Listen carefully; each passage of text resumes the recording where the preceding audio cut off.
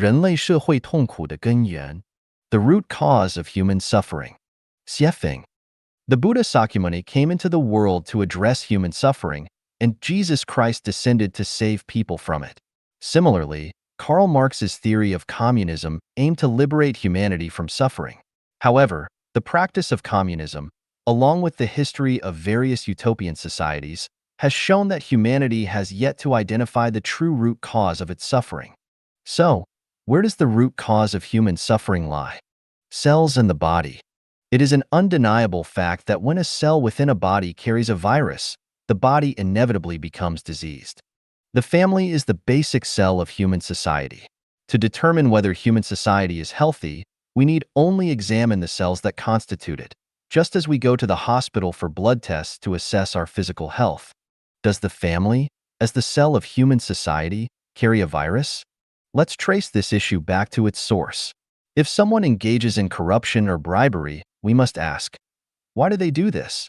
There could be many reasons, but the core reason often revolves around their family, providing for their parents, spouse, and children, bringing honor to the family name, and ensuring the overall safety and prestige of the family. People want to stand out in society. No one wants to be looked down upon, especially by those around them or by people they know well. To prevent their parents, spouse, and children from being looked down upon, they feel compelled to ensure their family's standard of living, whether in terms of food, clothing, housing, transportation, or their children's education, is at least on par with others, if not better. But if their salary is insufficient and they have no other sources of income, what can they do? They might resort to corruption and bribery. Now, imagine if people had no family, no parents, no spouse, no children, and if having a family, spouse, or children was not allowed. What would the situation be like?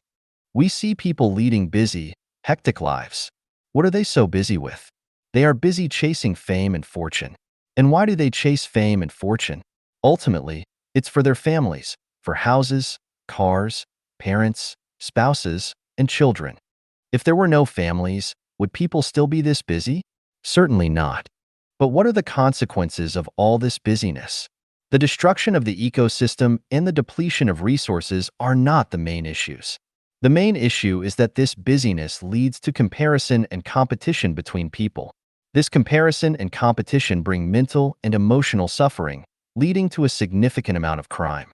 And by crime, I'm not just referring to violations of criminal law, but also to the mental torment and emotional abuse that arise when people fail to keep their promises to one another.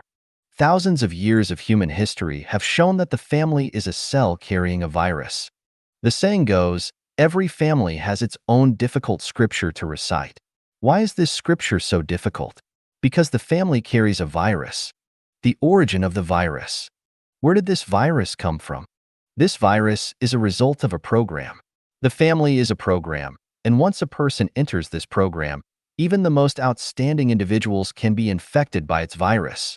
Therefore, the conflicts that arise within a family and the conflicts that arise in society are not the fault of any individual, not the parents, not the spouses, nor the children, siblings, relatives, or friends. It is not even society's fault.